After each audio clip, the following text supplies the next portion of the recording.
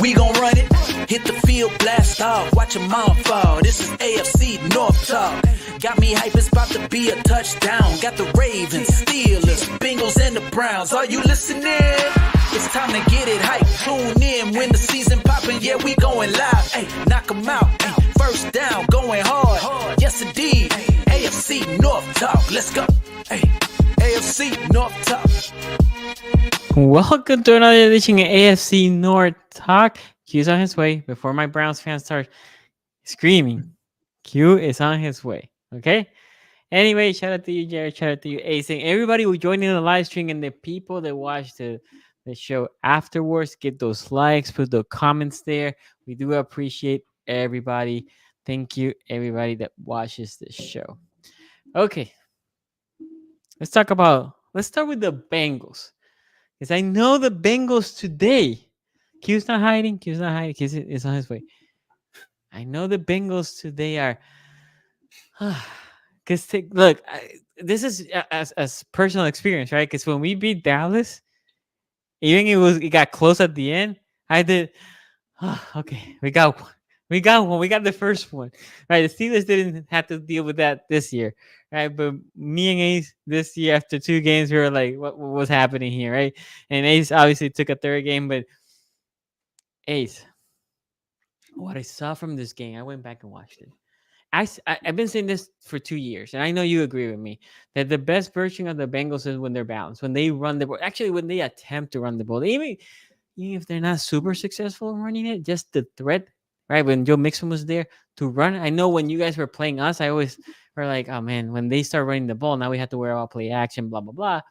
Mm-hmm. But you guys defended the run for us because then you took the run away usually. That's how usually the Bengals do. This game, the balance was there. And for 2 straight games, the running game is also looking good. Like there's actually yards gaining. There's actually movement of the ball through the ground because we know the weapons are there on the passing side. Looks like the O-line is flowing better because now they don't have to just pass down after pass down, which is a little bit more unnatural instead of going forward for O-line on the running side.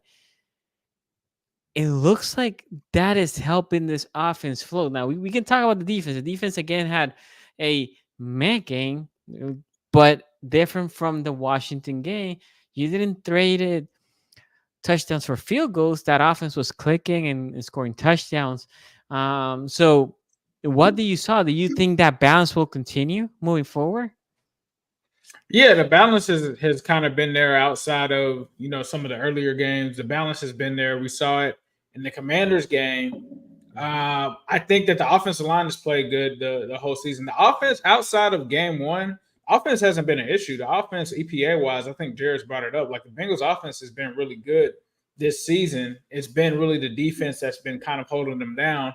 But I think the Bengals are starting to realize, hey, the offense is going to have to win these games. Joe Burrow is going to have to win these games. And I think we saw that in this game. And I think the other thing, and I kind of talked about it on Twitter earlier, is the way teams are attacking the Bengals are essentially punishing the defense, using time of possession with the clock, and giving that offense limited opportunities. And when the offense isn't clicking, it makes it hard for the Bengals to win. Like you think about the Commanders game, the Bengals offense was moving, but when it stalled out and the defense wasn't able to stop anybody, Commanders were able to control time of possession, were able to put up points, and they weren't really able to do anything until they started to get touchdowns. Well, the Bengals have figured that out in this one, that they couldn't just settle for field goals until really the end, right?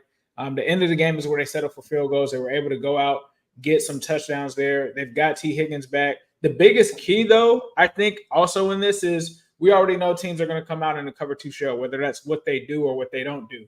And Carolina was another team where people were like, "Oh, they don't play too high show." I'm like, I don't care if they don't play it. They're playing it against. They're playing us. against the Bengals, I'm used to it at this point, right? So outside of just the run game, the other aspect that people aren't really paying much attention to is how much 12 the Bengals are running, and Eric All and what he's been like. Eric All, you're not going to see it in the box score, but Eric All was one of the most important guys in this game as that tight end, the tight end that they drafted out of Iowa.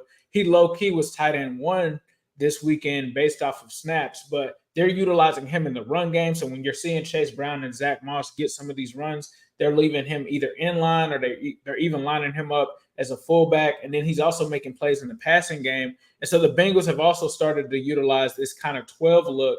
And they've used it the last couple of weeks, but they're starting to implement that and use that to kind of combat the too high shell look.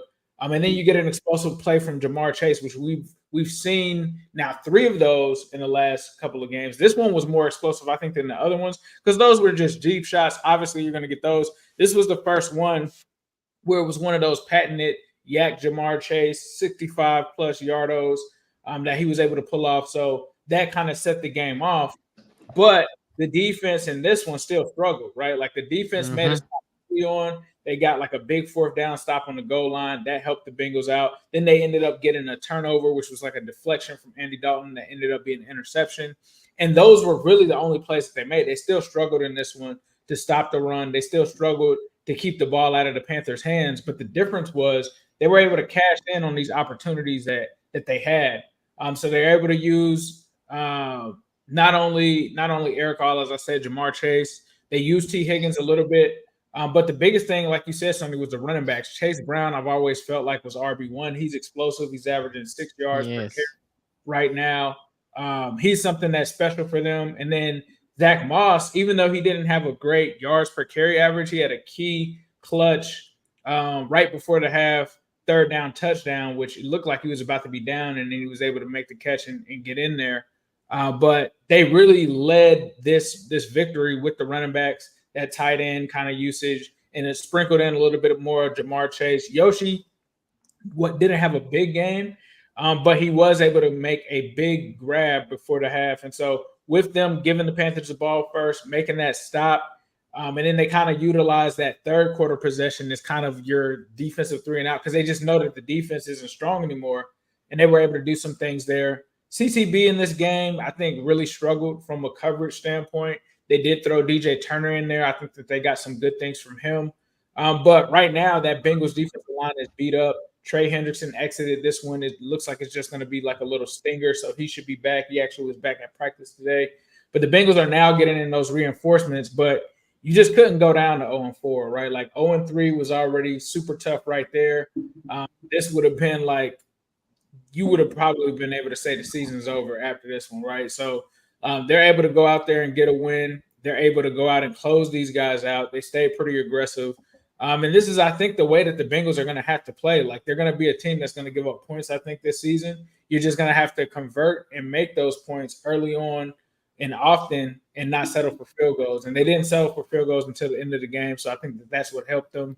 But, yeah, as it stands, they are still playing really good. Like, if the Bengals weren't 1-3, Joe Burrow would probably be up there for the MVP right now because the numbers that he's putting up are crazy. He threw an interception, but in that interception wasn't even his fault. Somebody ran the wrong route.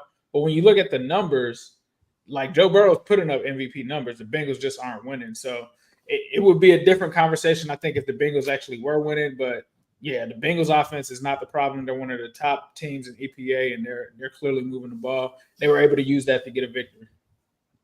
Yeah, offensively for them, they are 4th in the league in offensive EPA per play. So they are clicking on all cylinders right now, and that's taken into account the week 1 game. So bounce back in a big way for them from week 1. Burrow right now in adjusted EPA per play is 6th in the league behind only Brock Purdy, Sam Darnold, Derek Carr, Josh Allen, and Jaden Daniels. So he's playing well. Cincinnati got the much needed win. Cute. Yeah, this is a good game for Cincinnati. I thought they did a solid enough job with the run game. Like, they still let, what was it? What's his name? Chuba Hubbard get a little bit loose there, but it wasn't consistent. They were able to get the stops where they needed to get the stops, right? Like, I don't think this is going to rank in the best games the Bengals have played at the end of the season, or at least it shouldn't if the Bengals are the team that we think they are. But this was one of those good old mundane, nobody remembers it, 1 o'clock in the afternoon, just normal wins here for Cincinnati. And I think that is a step in the right direction for them. The question, though, is with playing Baltimore next week, if you drop the would it be 1-4 at that point? Yeah. I mean, like, that's going to be rough, right? Like, the difference between 2-3 and 1-4 is just massive. So it's especially if it's a division loss as well here. So it's a step in the right direction for the Bengals, but you got to keep walking. And we'll see what they do next week. But yeah, I mean, we all expected them to get this dub, and they were able to get the dub, and it had the same amount of friction that we thought it would be. We thought it wouldn't be a complete ass whipping. It would just be about a 10-point win at the end of the day. Yeah, Only for thing me, I'm worried about. go ahead, I'm sorry. No, go ahead. Only thing I'm worried about with the Bengals next week against Baltimore is the same thing that, and we'll talk about it later when we talk about the Ravens. But run defense. The run defense. But the Bills right now are 30th in rush EPA. The Bengals are 28th. So, that's if the Ravens are able to just copy and paste basically what they did this past Sunday and just run it constantly for 60 minutes, then I don't love the chances that the Bengals have. And that's what I was gonna bring. Not necessarily for the Ravens. The concerning thing, Ace alluded real to quick it. before we get into that part of it. Ace, when is BJ Hill and your interior? When's your interior coming back? Is that going to be this week, or because it might be a different game if those guys are back. McKinley Jackson, who's the rookie nose tackle who hasn't played at all this season, he's back today. BJ Hill is expected back. They also somebody else is back. Trey Hendrickson, McKinley Jackson, and there's somebody else that was back as well. The only person that is not BJ Hill was back. The only person that's not expected back is Sheldon Rankins, and he's not really a run defending defensive tackle. I remember. And Miles Murphy, that's what I'm thinking of. Miles Murphy is back at edge. Somebody did Sheldon Rankins dirty during the draft coverage because, like, I don't know what school he went to, but they put up a picture of like the Florida Gators, and like the Gator had short arms, and then they put Sheldon Rankins right next to it. And this was like on ESPN back in the day, and I was like, damn, you didn't have to tell us he had short arms like that. Yeah, that's because he was a Minnesota Vikings, like he was supposed to be a first round pick. I think he fell to like the second or third round because they got like Keenan Allen that year, Manti Te'o, and Manti Te'o was the Chargers, but they got the Chargers got like Keenan Allen, Manti Te'o, but the Vikings did something similar to that year where they got 3 guys who fell out the first round in like their first 3 picks in each 3 rounds. No, he was a first round pick. He was a first round pick. He was supposed to be like top 5 that class. But I don't think he's lived up. I don't think he's lived up to what he was supposed to be, though, for sure. Because he's kind of been almost somewhat a journeyman to this point the last couple of years. Yeah, and that, I guess I was gonna put the same points that you guys were saying. That defense is concerning, right? The run defense, specifically the run defense. Because of what you said, Ace, if your Bengals offense is clicking, which they are, they did the past couple games, they're playing really good. There's a way that if the other defense is not playing good, you can slow the game up if you're on the opposite offense and just have shooting the clock, right? Getting that momentum, just beating your defense, but also taking that offense and Burrow away, right? So they need to figure this out. Injuries obviously play a factor in every team. So now with the reinforcement, we'll see. It's hard. I mean, obviously, I think they're going to have a hard time with the Ravens, but it's also hard when you go from Carolina, even if you get the reinforcements against the number 1 team currently in the rushing side, right? That's kind of hard. But even after the Ravens, then you can gauge maybe a little bit more with the rest of the league. We have a couple super chats here real quick, and Browns fans are down in the chat. While the Browns, and I've been waiting for this super chat, by the way, for a minute, while the Browns willingly gave up a franchise QB. You're muted.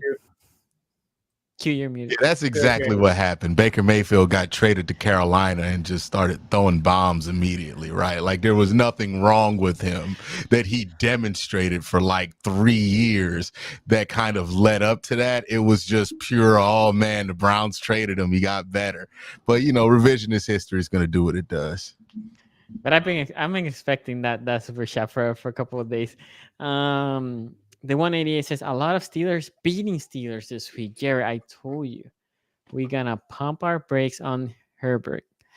He's not better than Highsmith yet in run or pass. He made a play on Flacco. I think he got a half sack credit with Hayward on one play, but yeah, the run game was rough. We'll talk about that in a minute. Then we get another super chat here from Jackson Action 8. Did John lose locker room by not giving Henry the 200? Then he lost the locker room. Yeah, it's not. Yeah, the Ravens are toast now, right? Jackson Action. I don't think you lose the locker room, but that's kind of crazy to not let him get 200. Well, the thing is, if you hear Henry speaking, right, he said, no, I lost to myself because he fumbled, right? Then after that, even after they benched Lamar, they let Henry run the ball a couple more times. But now the defense is saying like, nah, we're really not going to allow this guy to run. And he was getting 0, right? So there's going to be a point there like, okay, now they're keying on him so much that they're not allowing him. Harbaugh left him after Lamar got benched. Imagine you bench Lamar and then you run Derrick Henry one of them times and then he gets hit low. Yeah, and pop something. Happens. Yeah. And how many people are going to want John Harbaugh fired? Thank you, Q. Thank you. Like, he tried. I think John and company tried, right? We're going to bench Lamar. He was 5 yards away. They gave him, I think 3 or 4 more rushes. They let AP get 300 that one time. Remember that? Where AP got like 296? And then they was like, nah. Like, it's too important. Yeah, bro. You had bigger goals than the 200-yarder. Yeah, no. And then the 188 says Steelers had minus 100 Madden awareness. It was an ugly game for the Steelers. Yes, very much so. Let's talk about the Steelers, and then we'll pivot to the Browns. Steelers, look, because I made a little video. The bad vibes were right section of the podcast. Tried telling y'all, man, I had 0 good feelings going into this. I said it on here, and I was like, man. Jared had a suspicious. Look, there's EPA per play and all these analytics we could throw at it, and then there's what you feel in your gut. Exactly. And I felt it, and I said it on here. I wanted to be confident, but it's just like one of those things. The thing is, Jared, it's probably going to come down. This is the only thing I'll tell you. And then people are killing me because I said, well, the offense woke up, in my opinion, late. And what it looked to me was, the Colts. I was going to say the Cardinals. The Colts were, it's something that drives me crazy with teams. They changed how they were playing defense a little bit. And Fields, to be fair to Fields took advantage of every opportunity during that time. He rushed when he needed to rush well. He threw darts when he needed to throw darts. Obviously, early in the game, the fumble, that's a drive killer from Pickens. But I told you, what happens if Flacco comes? You said, even better. Now I'm sure we're gonna win. Flacco comes in the first quarter. Secret agent, baby. Flacco is just the best thing that can happen to Flacco now. Is like Richardson comes back, and now he has a contract next year because people are just gonna remember what he did this week. Because eventually, if you play Joe Flacco enough at this stage of his career, he will mess up. But he came against the Steelers. I was like, this is poetic. Joe Flacco gets. So, dog, he got the ball like on the 5. Yeah, but that was it. Okay, that was 1. That was the first drive. They had 7 points when he came in. Like, they had 7. Yeah, they had 7 points. Anthony Richardson had got hurt on a scramble at like the 10. And he finished the drive. Credit to Joe Flacco for that. And he made some plays after that. But he threw another touchdown they later. Were up like at least 10 points on the Steelers, and they ended up winning by 7, by 3 in this game. Right away, the first play from scrimmage was a 42-yard pass to Michael Pittman from Anthony Richardson. I was like, all right, this thing's done. This game's Which is over. something that you said, Jerry, that you were concerned, right? You did say that.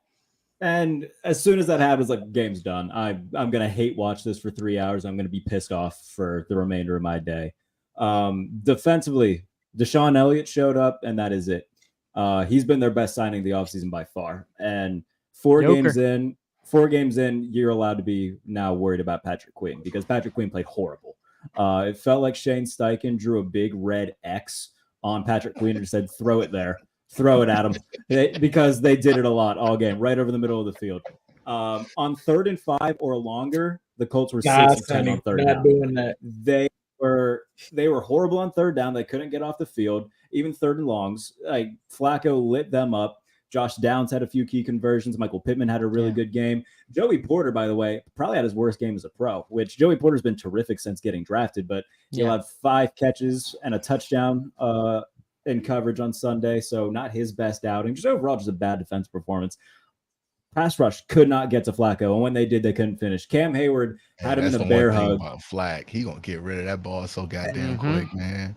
Well, when they did get to him, so Cam Hayward had him wrapped up, and he was just able to launch it away. Flack still could get rid of that ball, dog. He's still elite sack avoider. and on that drive, so that would have set up probably a 3rd and 15, 3rd and 20. Instead, it's a 3rd and I think 10, 3rd and 9. They convert it and they score on that drive. So. Again, I talked about it after the Chargers game. This defense gets paid way too much damn money to not finish plays like that. Like Patrick Queen, you got paid $14 million a year, bro. Play better. Cam Hayward, they just extended your 35-year-old butt. Finish the sack. Come on now. What are we doing? Credit to the Colts offensive line because they held Pittsburgh's pass rush in check. They didn't have Highsmith. I understand that. But Nick Herbig, I praise Nick Herbig. Oh, he did have a half sack. I want to say they gave him credit for the full sack. I'd have to go back and look. But defensively, it was a big issue. Going down 14-0 early, and then it's 4th and 1 at their own, I think 35. They come out in pistol, run it with Fields, who gets destroyed. I think it was by EJ Speed. So they give the ball to the Colts in hostile territory. They hold them to a field goal, but now it's 17-0, and you got to battle your way back. Credit to Justin Fields, though, because I talked about wanting to see him play down. He showed me a lot. First quarterback since Cordell Stewart, first Steelers quarterback since Cordell Stewart in 2001 to have 300 yards passing and 55 yards rushing. He led them on 3 consecutive scoring drives in the second half. Made multiple throws in this game that was all right, yeah, those are franchise quarterback caliber throws. There was one on the run. He was running to his left and threw it back to his right side onto Pat Freiermuth for a first down. That was pretty rad. Threw a one-on-one ball down the sideline to George Pickens, gained 37. Really good throw. This game was just about the Steelers shooting themselves in the foot. Pickens fumbled in the red zone. If he doesn't do that, they at least probably get a field goal, and it's 27-27 at the end of the game, or they score a touchdown and end up winning the game on a big comeback. There was very few guys that showed up. Justin Fields showed up. Deshaun Elliott showed up. Cordero Patterson showed up. He had 43 yards and over 7 yards a carry. Najee Harris. Anybody have any guesses on what Najee Harris did in this game? 19 yards. He's my boy.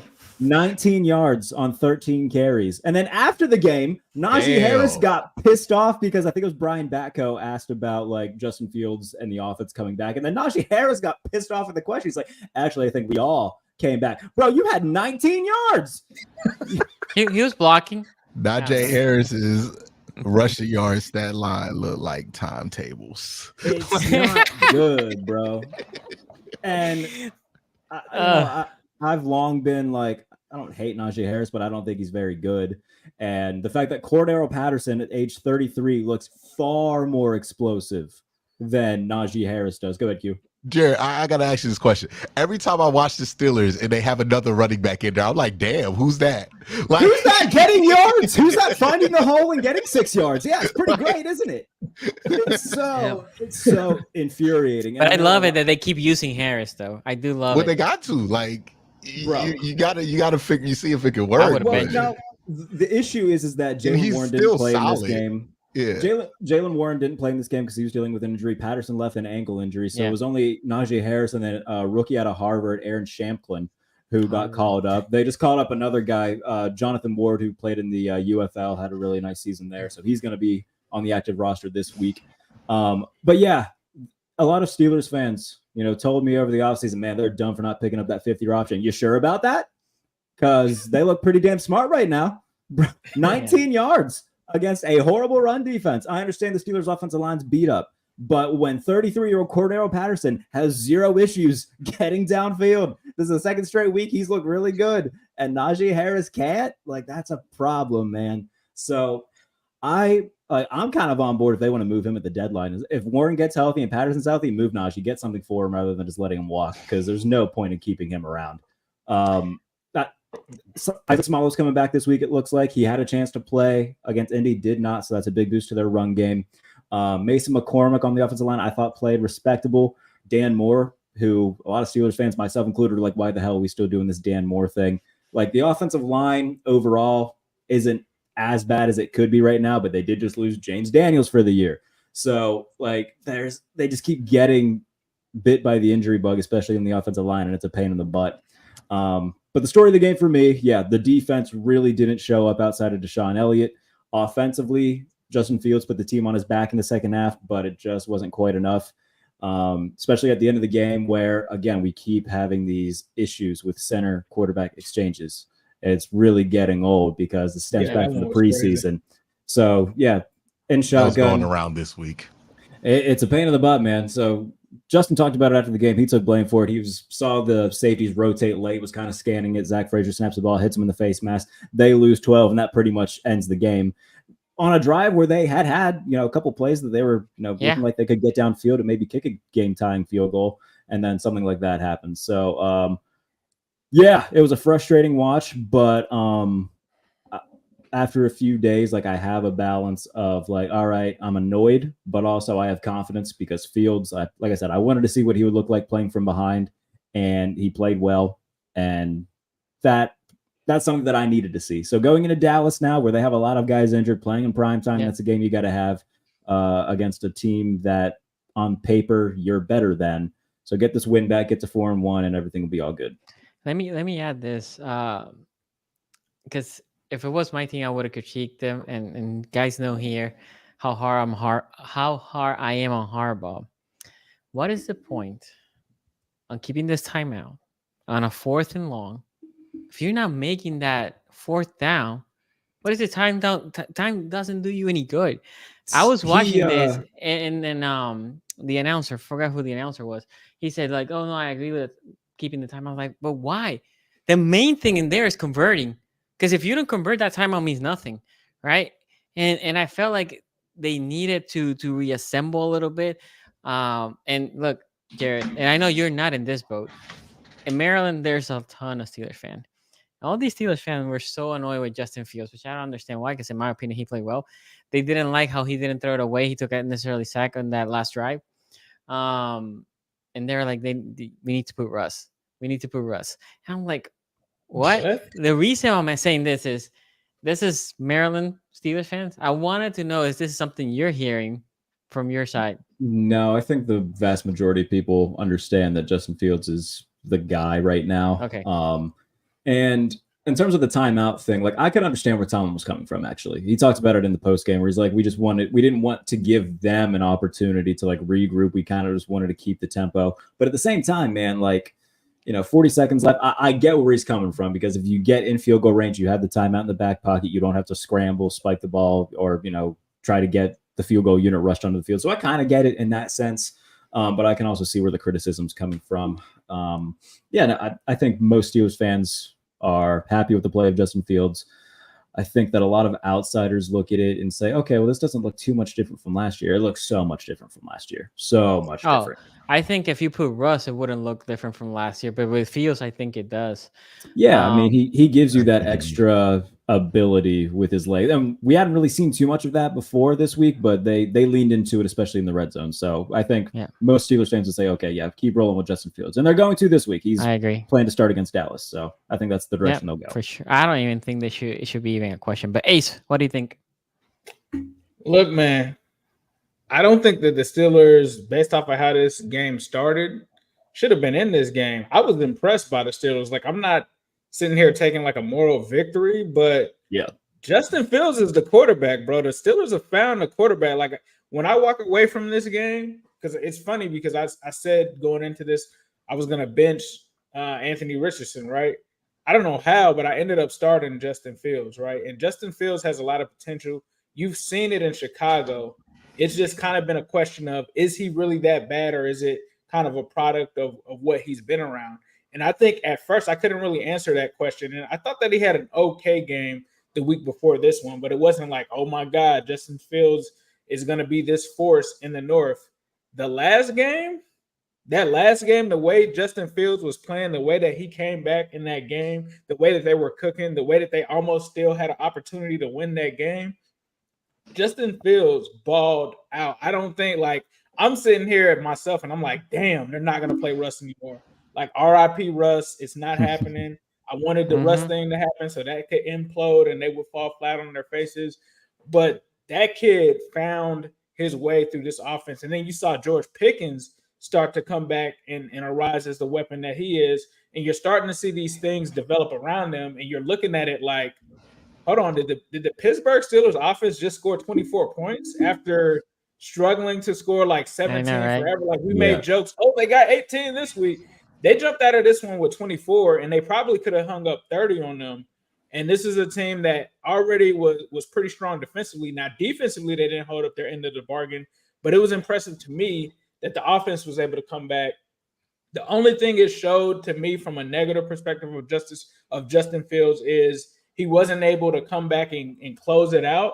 But the fact that they were able to come back in the fashion that they did, I think at one point it was like 24-7 unanswered or something, where you guys were able to creep back into that game. Yeah, that was super impressive from that perspective. Like you said, Najee Harris is not good. Like, Najee Harris did you no favors in that game. But what Justin Fields was able to do that in that game was extremely impressive to me. And I think, like, if I'm being honest, I think I would have been wrong on Anthony Richardson. I think he would have cooked a little bit. But I think the fact that they did throw Flacco in there, that's like two completely different strategies of trying to stop that quarterback. Yeah. Like, if you're practicing all week for Anthony Richardson and then Joe Flacco comes into the game, it's not the same game plan from a defensive perspective on how you're going to guard those guys. So I think that always kind of goes to the advantage of the backup sometimes, especially when he's drastically different than the starter. I did expect Pittsburgh to win the game, though. But, you know, the way that they lost it and the fact that they almost came back and won this game and they were in it after being down 17-0, like, that was impressive to me. I think that Pittsburgh has their quarterback. I don't think that it's a bad loss per se. Like, to me, it's not like you guys, like you said, coming into this game, like, the Colts aren't really that bad of a team. They do seem like they could be a 2-2 team. So to lose to this Colts team in the fashion that you did, I don't think that it was anything embarrassing or anything like that. I think you guys went down swinging. But I think the biggest thing that I'm taking from this is, damn, they may have some stability at the quarterback position now, whereas before it was LOL. Steelers don't have a quarterback. They're in quarterback hell. Now I'm looking like Justin Fields might be the guy. I don't know. This is two solid games in a row that we're seeing. It was solid. If you want a couple numbers here, so in terms of EPA plus CPOE, the quarterbacks, just a couple here. Lamar Jackson currently 10th in EPA plus CPOE. Number 11, Justin Fields. Number 12, Andy Dalton. And then Patrick Mahomes in 13th, CJ Stroud in 16th. So we're seeing him, like, efficiency-wise, at least. I know that doesn't tell the entire story. Efficiency-wise, though, playing really well and protecting the ball. That's another big thing where he's thrown one interception. Made a really dumb play, though. I do need to acknowledge, like, some shortcomings. There was a play where they were in field goal range. There was some sort of offensive line miscommunication because the Colts just had two free rushers as soon as the ball was snapped. Justin ran backwards like 20 yards and ate a sack and fumbled. Can't do that, bro. Like, I don't care what's happening. Throw the ball away. Like, can't do that. That was really the biggest thing of, like, negatives from him in that game. But overall, man, like, he's protected the ball. He's been efficient. They look so much better offensively and so much more efficient than what they have in the past couple years. So can't complain too much. Again, they weren't going to win every game, but the fact that we saw the battle from Justin Fields and put the team on his back in the second half and nearly complete the comeback, that was, I don't want to say, like, I would rather have that and, like, lose the game than, like, look like crap and win the game. But I think I'm going to say that because I would rather know, okay, like, hey, at least there's a good omen to come out of this and know that they might have their quarterback of the future. And I don't know who was guarding Josh Downs, but that guy was getting cooked. Josh Downs was like having a day. Yeah. Yeah. Both Josh Downs and Michael Pittman had big days, and they could not slow either one of them down. But like I said, I'm happy. Yes, like a loss sucks, but I saw plenty of games where they won 13-10, and I came away pissed off at a win because I knew that the quarterback wasn't good.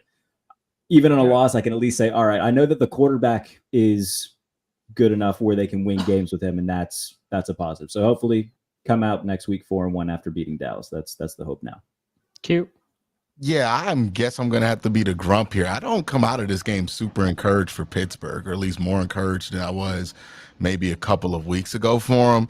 The pressure when it was really getting to them early in this game, the first 7 drives, I mean, they only scored 1 of those 7 possessions, and they were really having a hard time even moving the ball, getting first downs in those sets. So I think this was more of a situation, and I'm surprised nobody's even brought it up that it could have been the case here. It's like, I think Indy kind of just folded here in the last half of this football game defensively. Now, Justin Fields deserves credit for executing on top of that, but I don't know if I want to get carried away with like the hyperbole of it because he came back. Like, ultimately, it still did fall short here.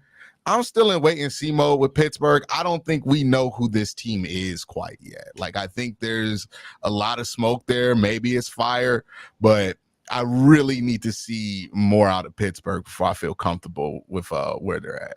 I think they want to be a team that leans on the run and can do so. But there was so many times where it was second and long, and they just, all right, Art's going to dial up an inside run to Najee Harris that gains a yard, and it's 3rd and 9. And it was just like, overall, like, I think Arthur Smith's done a pretty solid job. That was by far his worst called game so far of the season. Yeah, Q. I mean, it's been a while since Freiermuth has scored. He finally woke up too. Yeah. And this as well. And I was somebody that mentioned Q that I think that prevent defense helped, but Justin Fields. My point with that was more like Justin Fields, even though the defense did change, you can't let him get in rhythm though. Like, that's the thing that Indy allowed in this game. I don't disagree. Where was that they were early in this game, they were pretty aggressive with him, and then they started letting him like just kind of get in rhythm later on in this one. Yep. I don't know. I still don't know how to feel about Justin Fields yet. Like, I'm just a little bit more hesitant than I guess most people are to crown this thing fixed and that Justin Fields is going to be good again and all. Like, right now we got him and Sam Darnold playing well, and I know both of them ain't going to make the Pro Bowl. So, like, I really got to see what shakes out here. Hey, bro, Snoop Huntley made a Pro Bowl, and we saw how good he is on Monday night. As an alternate, I'm talking about right now. Andy both Dalton of these guys would make it as voted in, right? Yeah. Like, not Andy even Dalton as an alternate. But this is a point that I have said now for the past 3 weeks because the Ravens were driving me crazy. Remember that how they're playing prevent defense, and that allows the other quarterback get into the rhythm. And like I said, the one credit I will give Justin Fields is he did get into that rhythm. He did take advantage of that time. But the Colts did let him like, okay, we're gonna play back. I'm like, what are you playing back? This guy's just gonna kill you now with the run. And then it felt like the Colts then were scrambling. Like they didn't know what to do after that. Football team thing where they go up by like 14 and they think it's like a 20-point lead. I know and then like they just start playing off. Like, I know this because I saw the Browns fucking do this against Jacksonville this year for whatever reason. Like, and just decide, oh, game's over, right? And then they miss a field goal, Pittsburgh scores, and then all of a sudden you're scrambling because it was never that big of a lead to begin with. Exactly. But yeah, it's an impressive comeback effort for Pittsburgh, but for sure, I'm always going to be a little bit on the more cautious side of how much credit I give for a comeback effort that does not ultimately come back and win the game. So we have a couple super chats here. Justin Fields tried to put Pittsburgh on his back Sunday. That's from the 188. He did. He did. What are we talking about? He did. Well, I think he's saying try to because they didn't get the win. Remember, he's a Steeler fan. He's a Steeler fan. I think that's why he didn't say he did because he didn't complete it with a W to give him the benefit of the doubt because he is a Steeler fan. The 188 also says Cleveland should be starting Hey, Flacco should be starting for Cleveland. Would LOL. not say that this week. The quarterback actually played really well in Cleveland. I think he was today. one of his best. Sardi here says Fred Warner is what Ravens fans think what Rowe is. Fred Warner is amazing. I do think Rowe is also amazing. The 188 says my He's more thoughts amazing. on Queen. Fred Warner's better. I said this Thank you. before. All right. I said this before. All right. We good. Yeah, I have said this since last year. I think Fred Warner is the best middle linebacker in the league. The 188 says my thoughts on Queen. His weakness is he's undersized, and when you got the green dot in makes him a fraction slower. I want to say Always something line to to get to him. Go ahead. because you guys were loving Pat Queen last year, and I wasn't Who, me? believing it. I was the one person that kept saying, "I'm not believing that You got a Pat whole Queen season. magically is this guy now." And a lot So of until he went to the Steelers, Ravens fans were like, "Oh, Pat Queen is this elite guy now." Because I remember on this show, they were like, "Yeah, Ace, you said Pat Queen isn't good." Yeah. Pat Queen, I was the one guy that never Yep. folded on. Even when the But PFF grades looked good and all of that, I was like, I don't Ace, but think the Pat Queen is problem really is- that good. The problem here is something I said, like, what will Pat Queen be without Rowe? And I always say that because No. Listen. No. Listen. No. But listen. And I don't want to give too much in depth into this, but listen to this. Pat Queen's best attribute is let me be free. Let me be free, right? And I think he's great at it. Not good. I think he's great at it. Let me be free. If I can attack and blitz, one of the best middle linebacker blitzers, Patrick Queen, right? Explosive going down the hill. He is actually a hard hitter. When he gets signed to the Steelers, that's not the role that the Steelers are asking him to be, right? play. They're asking him to be the guy they organize the defense. I would just say we should probably let the other 14 games play out, with other 13 games of the season play out before we start writing. I don't disagree. For Pat Queen. I understand if he's all playing I'm well gonna right say now or not, but usually we give players on a new team a bit of a break-in period I don't before we disagree. start writing all these kind Q, of like judgments about If it. you go to I would Steelers Twitter, say those are things that we've said about Pat Hey, dog, Quinn you could have before. started saying the same stuff a couple weeks ago about Derrick Henry and start doing that victory lap on him. for sure. And I'm that just saying this is- precisely why I was like, I'm gonna wait. I know, but this is Steelers Twitter. The people right now killing Queen the most is Steelers fans. But this is the This is thing. true. We've seen Pat Quinn had one good Fans season. always It kill kind of got linebacker playing safety overblown play. into this is who Pat Quinn is, and like majority of Pat Quinn's career, he's kind of been this guy. I'm not saying he's gonna stay that guy, but it sounds a lot like, and Bengals fans will remember this guy. It sounds like Majority he's a more of his athletic career? Ray Maluga. Like he can't. was a think. Pro He's Bowler. not All a right, guy- that's a bit much. Come on now, hey Ray Ray Maluga. Maluga was exactly what Sonny said. Don't wear the green dot. Just go somewhere and blitz or All go right. somewhere. That's what we had to do with Ray So, Maluga. I do think on the PQ stuff, like I don't think he's That is dreadful why. or So like anything. people wonder how Burfict ended up becoming the guy. It was because Ray Maluga wasn't smart enough to be the inside linebacker and wear the green dot. Ray I'm Maluga not was saying he's fine dumb. when he had a specific role, but when you asked Ray Maluga to think and to do this and tell people where to line up, he couldn't do it. And some linebackers are like that. They're just not green dot guys. They're just guys that you have to tell them what to do on everything. Yeah. And I think that maybe a Landon Roberts should have the green dot going forward. Maybe that's something that they could explore Yeah. because I think that he is a little bit smarter. But besides that, And I will add this: it's not that Pat Quinn cannot learn how to play with a green dot. Hopefully, you guys aren't, but that takes time too. Like when he was in Baltimore, and we tried that for I think a game or two. We ended up giving the green dot to Chuck Clark as a safety, right? This Because is the second year though. Yeah, that was his second year. Yes, agree. And in his third year still, right? His third year, they kept the green dot on Clark. My point is more like I think if the green dot doesn't work for PQ, I'm not saying that he's completely trash.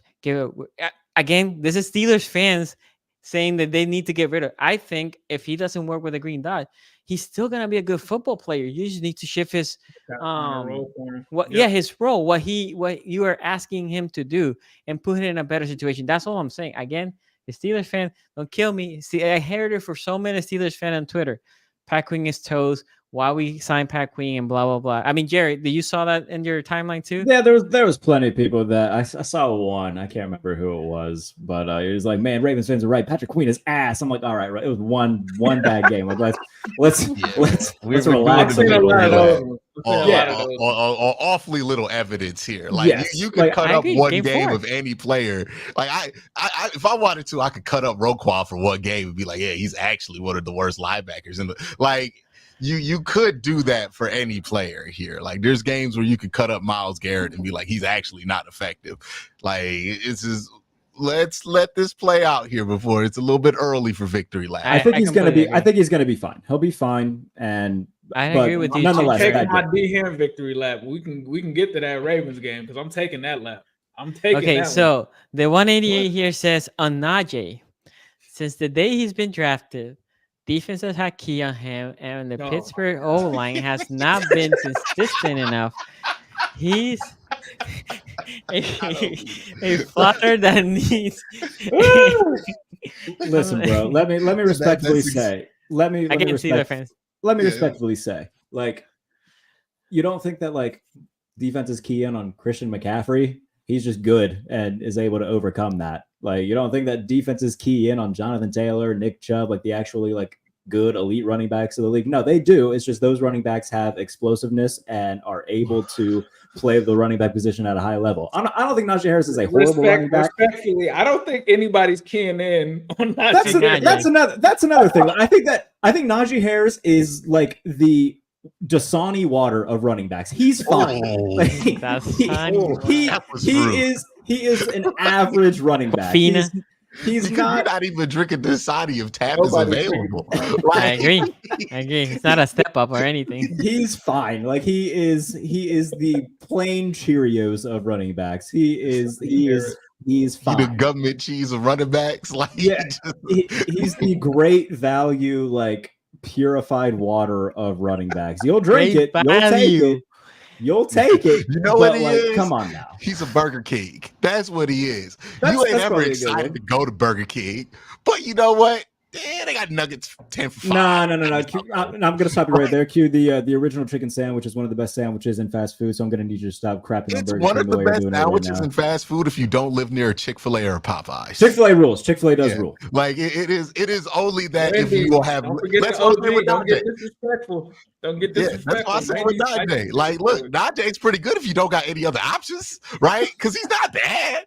And that's what the BK chicken sandwich is. If you don't live around a ton of options, that chicken sandwich is great. You're describing my hometown right now too. Like 12 places you would go. You're describing my hometown right now too. There is a Burger King in my hometown, and that is like the only like one of those places that got like a Dairy Queen in it, like that. Yeah, BK probably hits for you, right? But if you live in a place with options and sidewalks and shit, yeah, man, it probably don't smack like that. But you'll get it if you got to. And that's what Najee is, respectfully so. And I don't think it's like. I think we also have to be careful of like when the cope is for a player. Well, it's difficult. Well, if you thought the player was good, it being difficult shouldn't matter, right? This is where I get in trouble with the Watson heads whenever I don't give them credit because the team's not like the offensive line isn't blocking great around them. If your complaint is it's difficult for a superstar quarterback, apparently, to be able to play like a superstar, then he's not a superstar, right? And if Najee's supposed to be a superstar running back, it being difficult is not a barrier to good play. Yeah. And this super chat also adds to that, by the way. And you can go after the super chat, Jerry, just because it's part of it. No way I'm trading Najee. This is from the 188. These other guys have not shown they can be the focal point. The focal point? That's what I was gonna say. It's different when they keen on you. Look, bro, and by the way, shout out to the 188 who keeps supporting us on the run super chats. Yeah, I think they are keying on like more of the run game, but like Cordero Patterson, like I said, has looked pretty solid in the carries that he's been given and looked really good against the Colts before he got hurt. Like, I just think that a lot of Steelers fans overhype Najee Harris because they want him to be good and he was a first-round pick and they're hoping that like they can defend that. It was a bad pick. Not to say that he's a horrible running back. He's a perfectly middle-of-the-pack running back. And I think that's all he is. That's all he is right now. Water. Yep. The Sunny. Sonny Water. He gonna pop up on red zone for like a couple more. It's gonna be like James Conner all over again. I think I read. But you know what's gonna happen the next time that he breaks a big run, or he has a good game. People are coming for us now. Nova Stone. I mean, I've been saying this since he got Hold your drafted. breath. Nova Stone. We got Derrick Henry at home, Najee Harris. Nova Stone here says NFL thought Tom was washed after New England. Henry is same. And then the 188 here. Oh, so now Sonny, you agree that it looks different with Russ? I thought that Russ was the most cooked QB in the plan according to Q. Wait. All I said was I don't think he understood what you were saying. Yeah, I said if you put Russ, it will look exactly the same as last year. Then with Justin, it looks different. That's what I said. Yeah. So nobody here, just to be clear, nobody on this panel thinks the Steelers would be just as good with Russell Wilson at quarterback. Right. I mean, that's what I would like. I would like for you guys to try Russell for a couple of games. That way we can see. And we've all had this opinion since July. Yeah. Well, when did they make the move for Russ? And then when did they get Justin? They traded for Russ, they signed Russ the first day of free agency. Then they traded Pickett, I think 2 days later, and then I want to say the day after that they traded for Justin. So all that came together within a span of like 3 or 4 days. We all had the assumption that they would probably be better with Justin Fields. Yeah. We just thought Russ was gonna start and look like that's what the Steelers wanted to do. Exactly. Hey, He's hurt. I'm just saying, Najee, a fourth. One of the 2 7s he got from Philadelphia for Devontae Adams. Make it happen, Omar. Boy, why would the Raiders do that? If anybody would, it would be the Raiders. Fair enough. Let's take a running back on in the last year of his deal. Yep. By the way, I just saw a guy that I follow from the Raiders saying away from our young guys. So I follow a guy from the Raiders, and he's saying the trade that we should make for this is insane to me. The trade that they want to make, or he's proposing that the Raiders make, is they send Devontae Adams to the Jets for Hassan Reddick. What? Reddick isn't even playing. What are we talking for? That's all you think you can get for Adams? Okay. But I mean they want like a second round pick for him, right? Yeah. Hassan Reddick has made it known he's not playing for them, right? Like they traded for him. For the he's Jets? Not playing. Yeah. So you would trade Devontae I would take Adams? Hassan Reddick in a pick.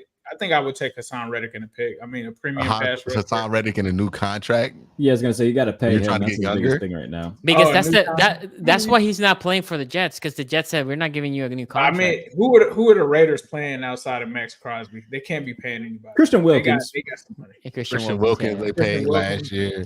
They're gonna pay Robert Spillane. Cheddar Bob Spillane, Steelers They legend built the Bob defense Spillane. around it. They gotta at least give him 10, right? I mean, I'm happy for Cheddar Bob, man. I love Robert Spillane when he was here, and now he's balling out with the. So good for Rob Spillane. Yeah.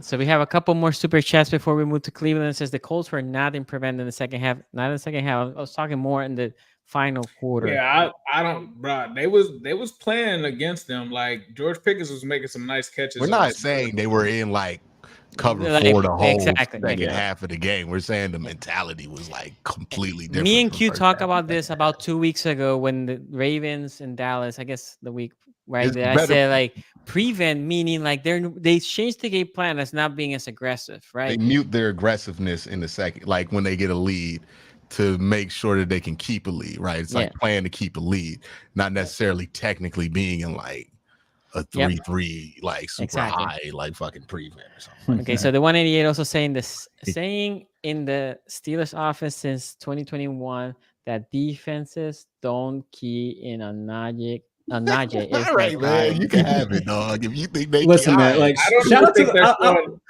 I do this thing. Hey. Like shout out to the 188 for like constantly giving us super chats and shit. That's awesome, and we definitely appreciate the fact that you support us. But man, like. So since 2021, Najee Harris has had 1 year where he's averaged 4 yards a carry or more. Like Jalen Warren ran behind that same bad offensive line last year and averaged 5 yards a carry, and he averaged 4.9 the year before. Najee Harris just isn't he's fine. He is. You know what? He's a Brita filtered tap water, man. The 188. You guys are having that primetime game. They are not showing Najee Harris as the player when they're like, all right, next Thursday we got the Steelers. Like they're not showing Najee Harris on any of that stuff. I'll just put this out here, the 188. If Najee Harris finishes the year with 1,200 rushing yards and over 5 yards a carry, and we making the argument that he's one of the best 5 running backs in the NFL, hell, just 1,205 yards a carry. If he gets there, I will buy you a Najee Harris jersey if you don't already own one. Let's see. Right now, he has 228 yards. So hold on. Let's see what he's on pace for then. So let's see. 228 divided by 4. And then multiply that by 17. He's on pace for 969 yards right now. So he'll get to 1,100. He'll have a couple of good games to break that. A couple big ones, yeah. Yeah, he'll get to 1,100, 4.3 or 4.5 if he has a good year.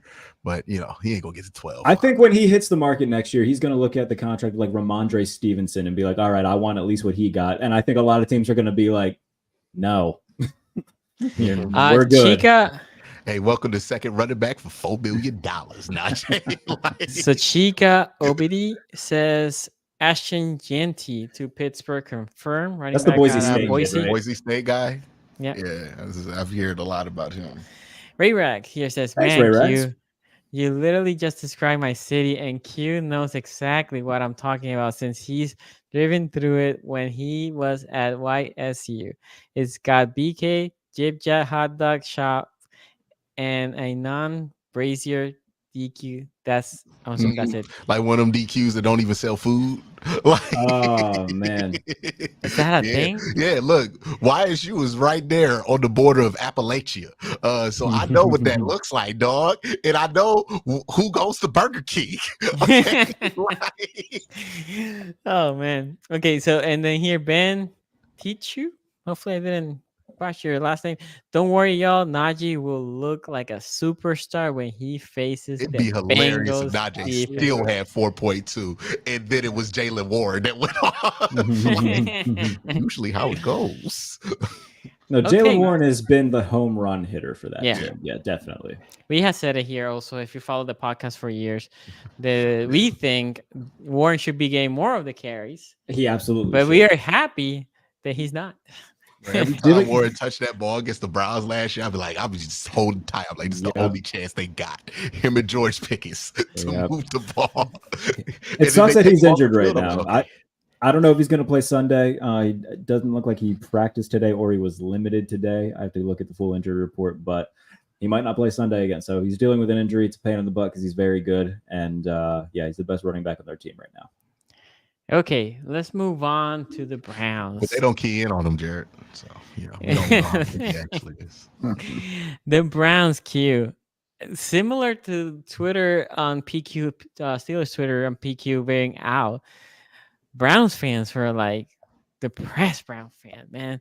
And I get it. I mean, you guys just lost a game. Every time any fan base loses a game, we all sad. Like, this is not like particular to the Browns.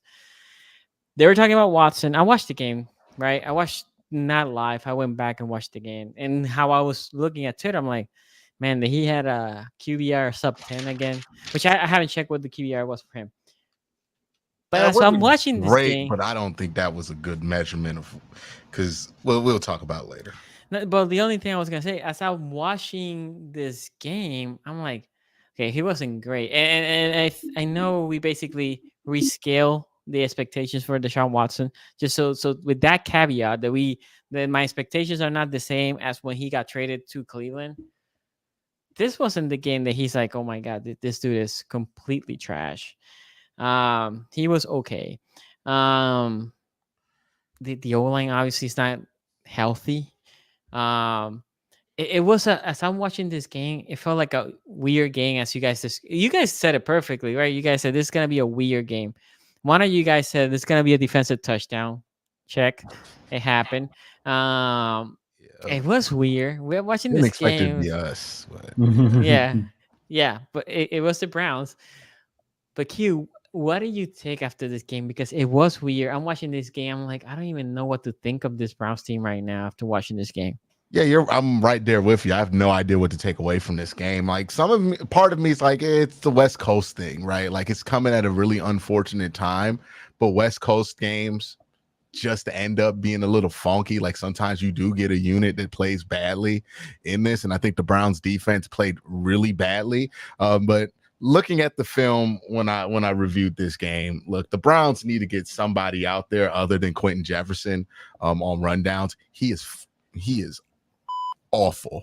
Okay. Like awful on rundowns. He is absolutely 100% useless. He makes Jordan Elliott in 2022 look like a stout run defender.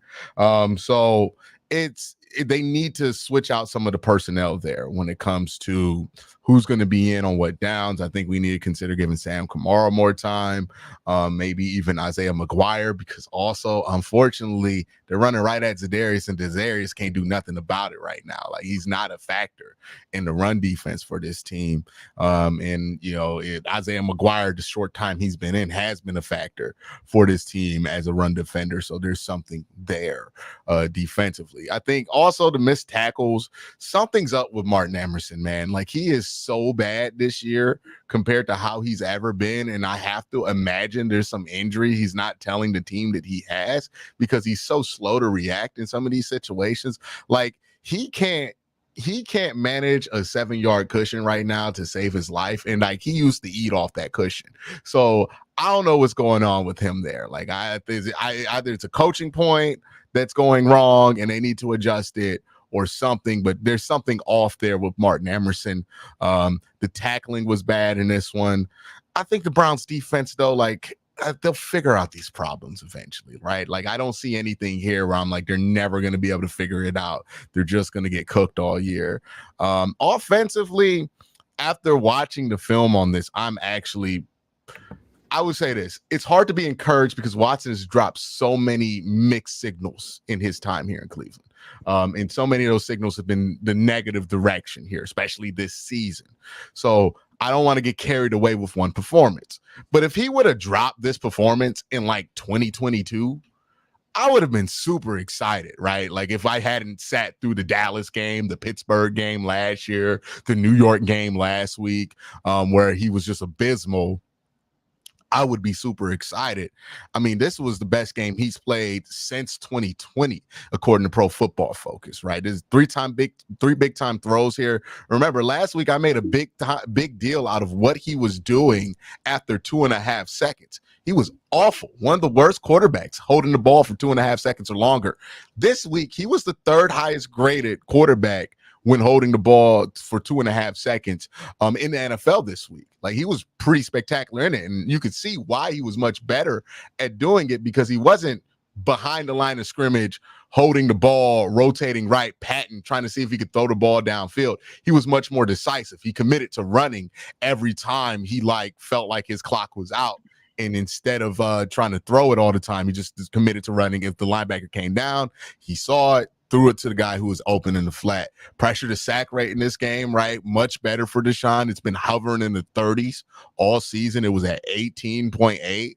Like, this game felt like it was dropped from like the Houston days with Deshaun. Unfortunately, you have a couple of plays here that just mystified me in how they happened the way they did. A huge throw to Amari Cooper that would have gave the Browns the lead. It was like an 80-yard touchdown pass on a broken play that Deshaun did an excellent job seeing the linebacker come in on the tight end and just ripping it to Amari. Amari did an excellent job to maintain where he was on the field and kept running because he saw the same thing that Deshaun saw. Great chemistry on that play. You make that play, beautiful throw while he was getting hit. You get the touchdown there. It gets called back because the tiniest hold there. And I don't know who to be mad at, because it's technically it was a hold. So I can't be mad at the refs. And like, it was such a tiny hold that I can't reasonably be upset with Nick Harris about it. It's just one of those things that fucking suck. Like, you just gotta toss it in that category. It's like, it happened. Like, there's really nobody to blame. It just was a bad break there. Another play here, the Browns get all the way up to the 30. Well, not to the 30, to the 10 on a Jerome Ford run to win the game. Well, to get to the position to win the game. They're on the 10-yard line. Nick Harris snaps this ball in Deshaun's chest well before he's ever calling for this ball to be snapped. The whole game, something was up. Whenever I could always tell Nick Harris was in the game for Ethan Posick, because you could just see Deshaun like furious that the snap is not coming out when it's supposed to come out. So something was going on with those two the whole game, and it's unfortunate they couldn't figure that out for the end of the game. But the ball gets snapped there, turns what is a 1st and 10, where you can just run the ball with 1 minute 30 left to get into field goal range there, turns that into a 2nd and 16, changes the game plan completely, still get a good throw in there to Amari Cooper to bring it to 4th and 3. And look, Deshaun should have got rid of the ball and at least let Jordan Atkins try to catch that corner route. It wasn't gonna, like, it was kind of there. It wasn't wide open, in my opinion. I think it would have had to be a 50-50 ball. And maybe if that's David Njoku, I'm thinking that's a touchdown. But Jordan Atkins is not the caliber of player where I'm like, yeah, man, you just give him a chance, he's going to come down with it. But I would have liked to see what would have happened if he just threw that ball to him. But the pressure got there. He didn't get the ball off. He thought he could escape outside and maybe run for it because it was only a 4th and 3. I don't mind the process that went into it. It just sucks what the result was there on that play. And in a missed extra point by Dustin Hopkins, look, I don't even care to be mad about that because we had so many opportunities to score a touchdown and win this fucking game. Like, so many opportunities to just win this game outright. And they refused to take it each time. And it was a different way each time. Amari Cooper, big drop off his chest into the safety, and it turns what would have been a ball at the 30 for a field goal, at least, maybe even a touchdown, into a turnover the other way. This is a game where offensively, like, as shocking as it is to say, as low as I was on Watson, I'm like, kind of just everything went wrong around him in this one. And it's just a hard game for me to evaluate what it's going to be going forward, because I saw some things. I'm like, okay, I'm encouraged because I haven't seen him look this comfortable with his progressions in this offense. I haven't seen him be this decisive in this offense or with Kevin Stefanski since he's gotten here. And I'm like, that's encouraging, but I have no idea who he's going to be week to week. Like, I have no idea that this is who I should expect against the Commanders. But if this is the version of Deshaun Watson they're going to wheel out here, where he's going to throw 10 to behind the line of scrimmage 65% of the time, his ADOT's going to consistently be under 8 yards, like he's not stretched the ball downfield anymore, Deshaun Watson. If this is the version of him that you're going to roll out, and this is what you can expect him to play up to, then I think that's a quarterback you can ultimately win games with. The question is that going to be Deshaun Watson? Did we just get an outlier game from him? It could very well be an outlier game from him, and what to expect going forward. The Amari Cooper thing, it's weird. He's had games like this. He's had stretches of games like this in other seasons.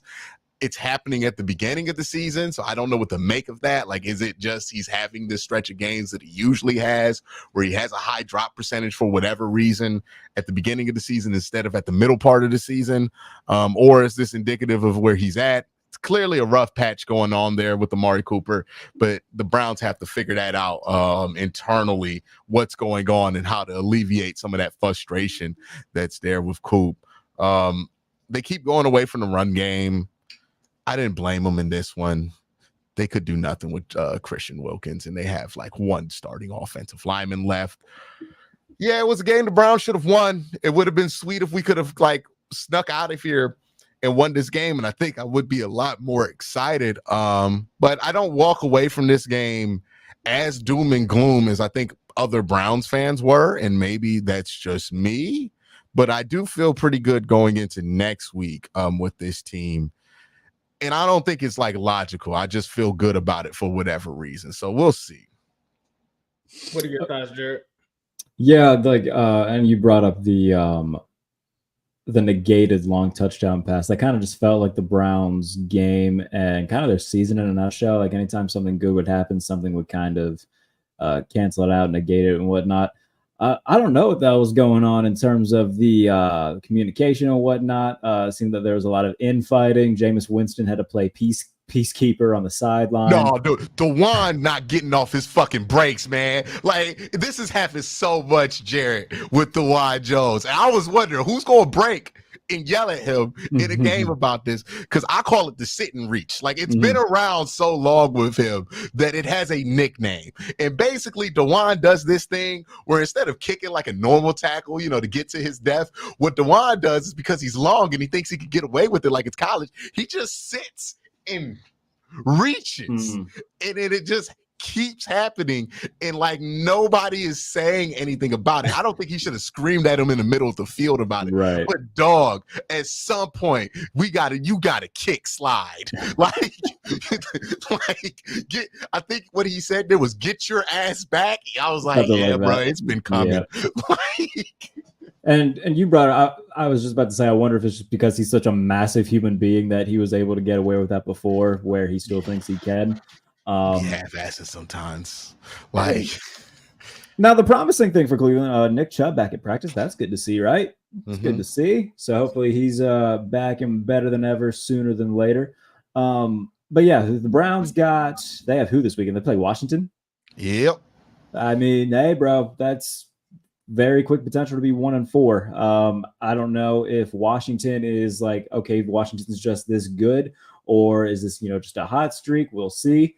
But I mean, you get to 1-4. That's a hard hole to dig out of. This is one we talked about it on the show last week, where it's like it feels like a game where the Browns should win it. Like, defensively, they have the guys. No Max Crosby, no Devontae Adams, and it just didn't go their way.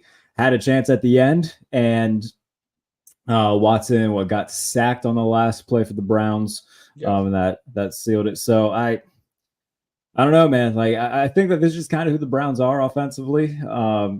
Watson did play better than we've grown to come to see with the Browns, but I don't think that is necessarily what we're going to see going forward. I think that you said is this an outlier game? I think that's probably what it is.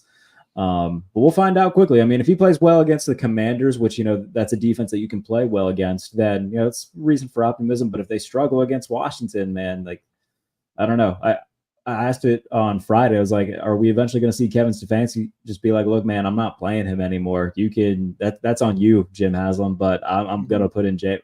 I don't know if we're going to see that eventually. Maybe we will, but if games continue to be dropped, eventually that morale is going to continue to drop for Cleveland, and a change will probably have to be made just to be able to save the locker room. But yeah, it just seems vibes aren't good in Cleveland.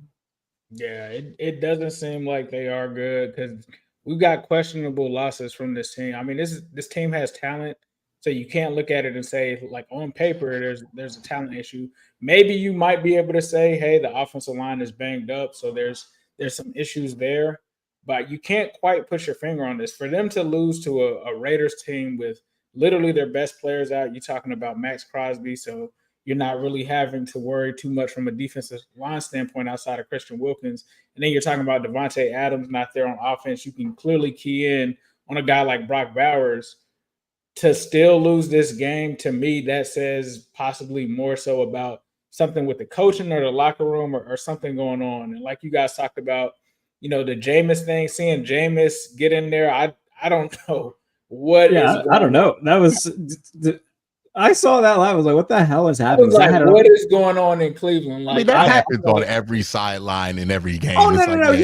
Like, I had it on my second TV, and I was just glanced over, like, what the hell's Jameis yelling at? Yeah, I'm like, what is his? And it's Jameis. There's a good chance he wasn't actually yelling at somebody. He was just aggressively speaking motivation into somebody's face, which Jameis is literally known to do, right? It's like that Dez Bryant thing where everybody was like, oh, Dez is cussing out his offensive lineman, and it turned out he was just reading them gospel phrases. Like, it was like, oh, okay, we might have read this wrong.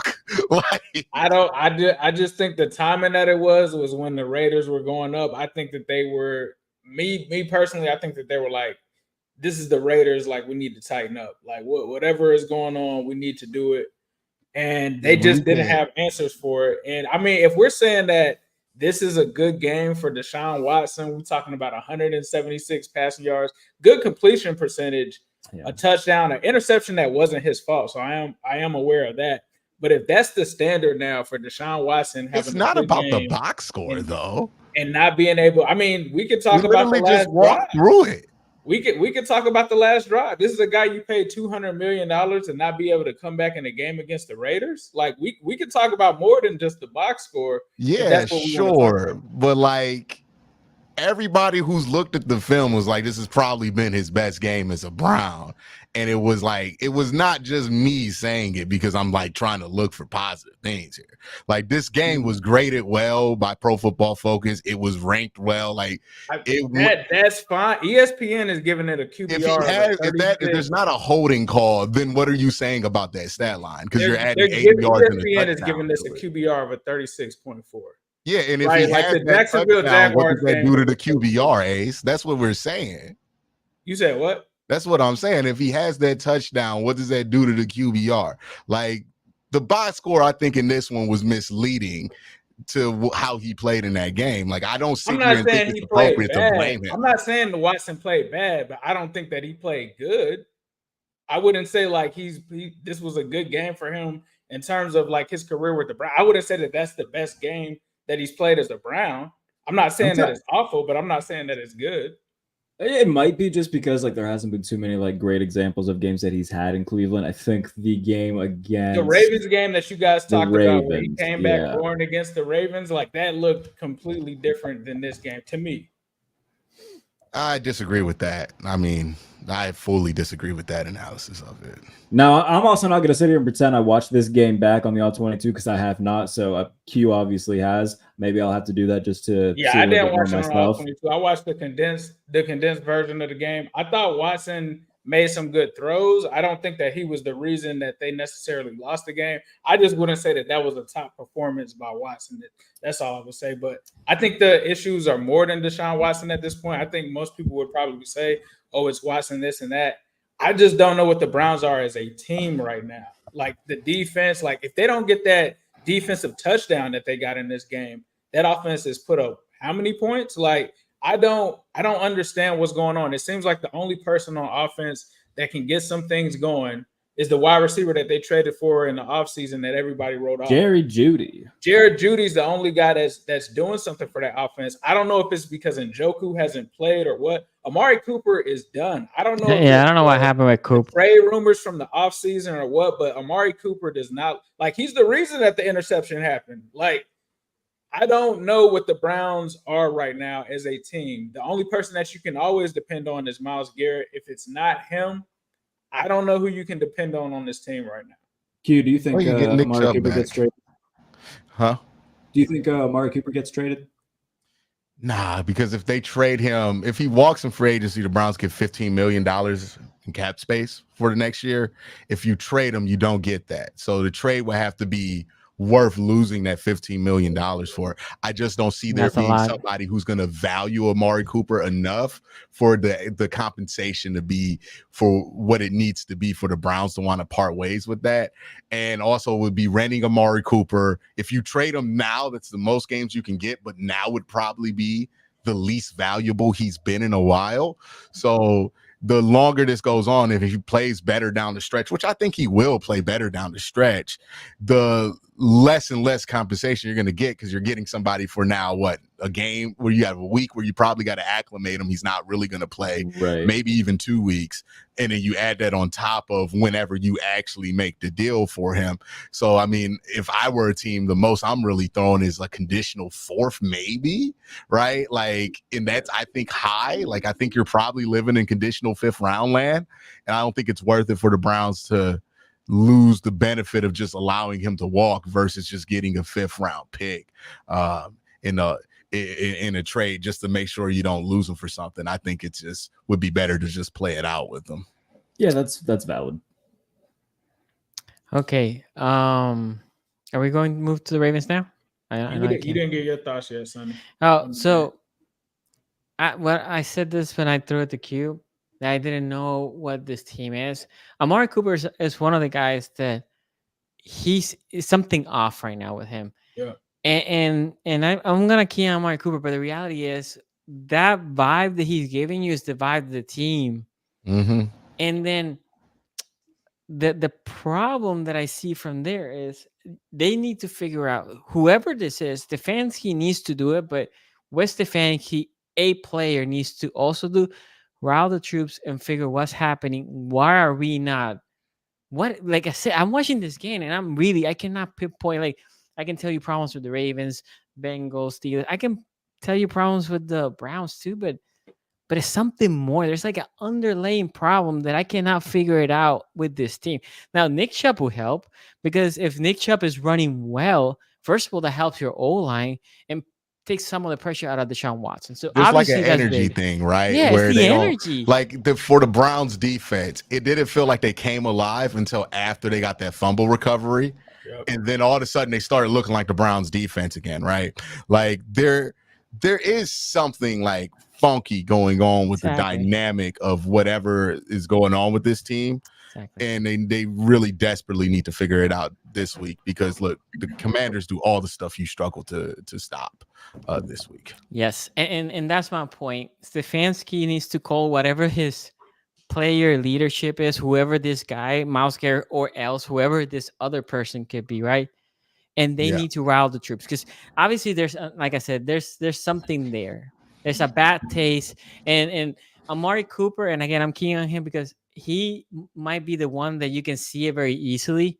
Because I don't think Coop plays this bad. Last year he played really good. People forget how good Amari Cooper was last year. Yeah, and he's missing plays that you're like, Amari Cooper or a subpar receiver of Amari Cooper's stats, he doesn't miss this play. What's going on? I guess, but he has had those lapses in his career, right? You think about it with the Cowboys, it kind of happened, and he got traded to the Raiders. He was fine, and then it happened. So I don't know if this is the Amari Cooper experience or like what it is. This happens every year with Amari, where he has a few games where he just becomes inexplicably not good at catching the football for like a couple of weeks. Yeah. It never happens at the beginning of the season. Now, he didn't do OTAs in most of training camp this year for the first time in his career. That might be part of it, but like we're at week 4. I don't really give off-season excuses in week 4. It's not really something that's real at that point. You've played enough football. I think with Coop, something is larger is there. I think he's frustrated with the offense. They tried to make a change, add these choice routes to the offense, and like you'll see multiple times where Deshaun and Amari aren't on the same page this season, and it cost them a touchdown. Like I think 3 touchdowns between the both of them have been lost because they just ain't been on the same page this season. So something's going on there. I think they're frustrated. I think they got to simplify whatever it is that they're trying to add to the offense between those two, because before that, I thought Deshaun and Amari actually did have a pretty strong connection, especially last year. So I think it's something along the lines of that. Like he's frustrated. It's becoming tangible. And you know how it is when you get frustrated, right? Now you're not expecting to get the ball anymore. So you get the ball and now you forgot how to catch, and you just get worse at things that you're usually good at.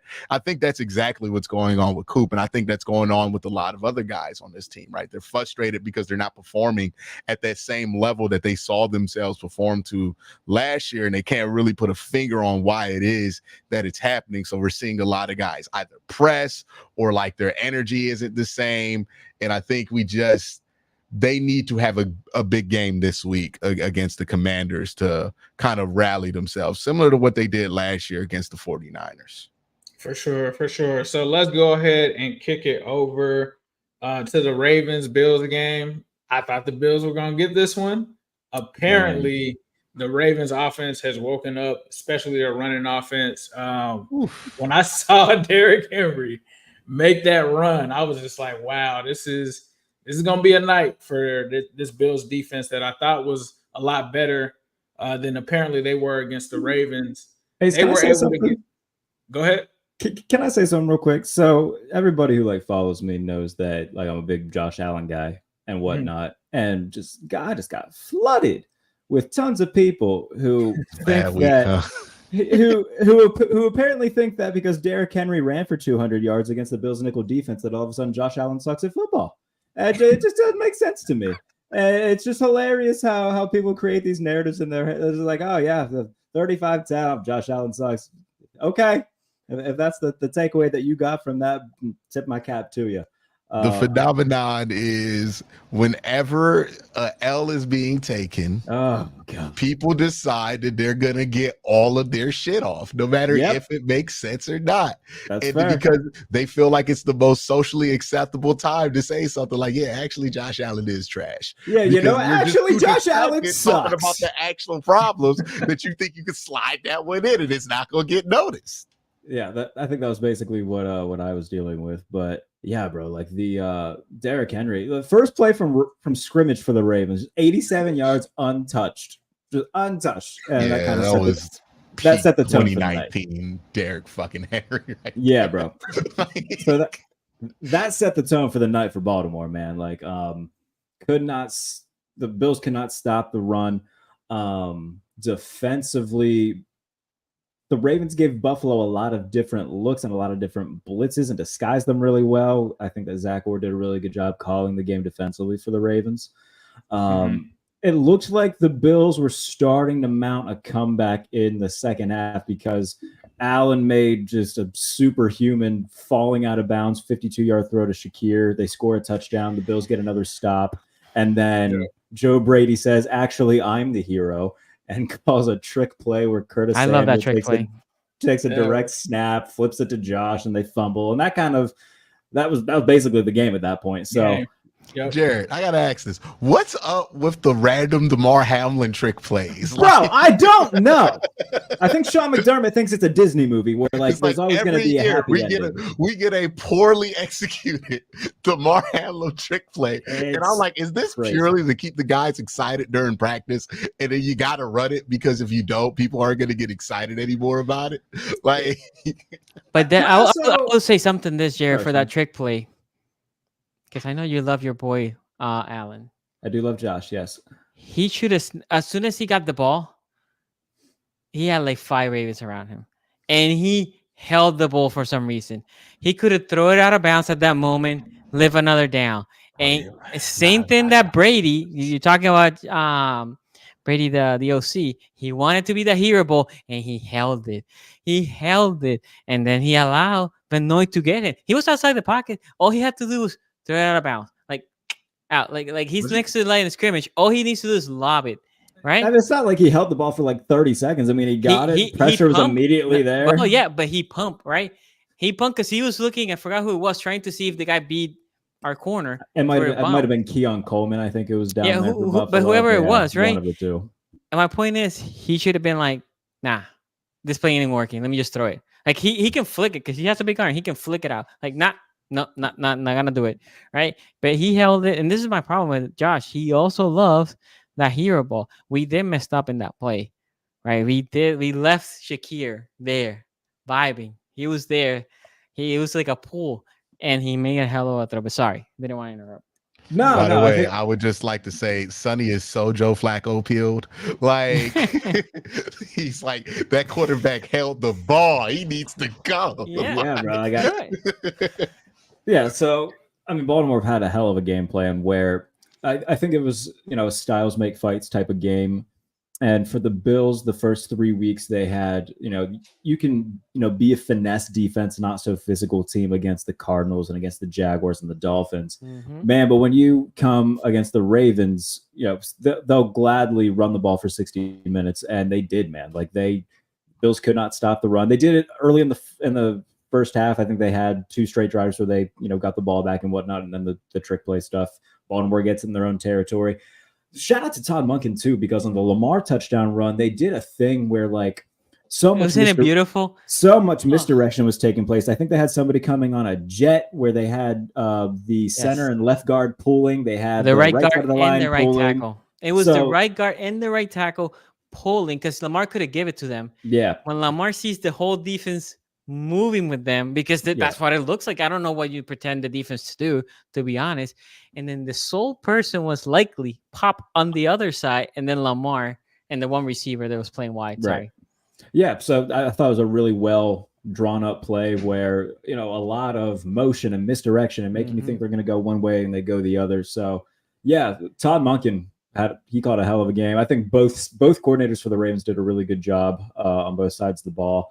And yeah, good win to get back to 500 for Baltimore, and now a divisional matchup between them and Cincinnati away, which all of us will be paying very close attention to this coming weekend.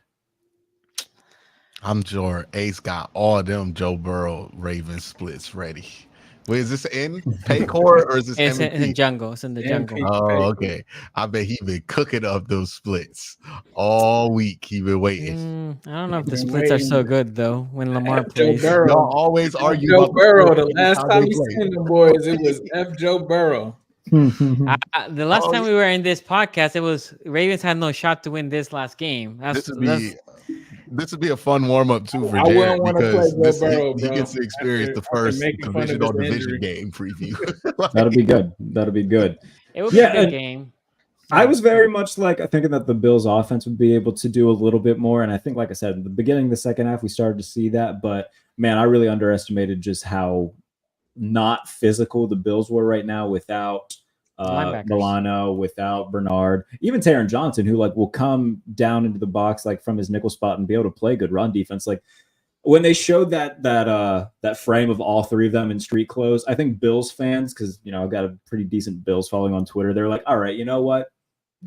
Shake hands with the Ravens, beat the piss out of us. If we see you again in January, we'll have these three back, and hopefully, we'll be able to put up more of a fight. So, yeah, man, shout out to the Ravens. They had a hell of a game plan. They what executed. surprised me is our running scheme. This is something that I didn't know what we're gonna do, right? Like when Monken was the coordinator, the question here was Giro was so good on running the ball. His misdirections, like it was so hard to follow what the Ravens was doing at any given point when they were rushing the ball.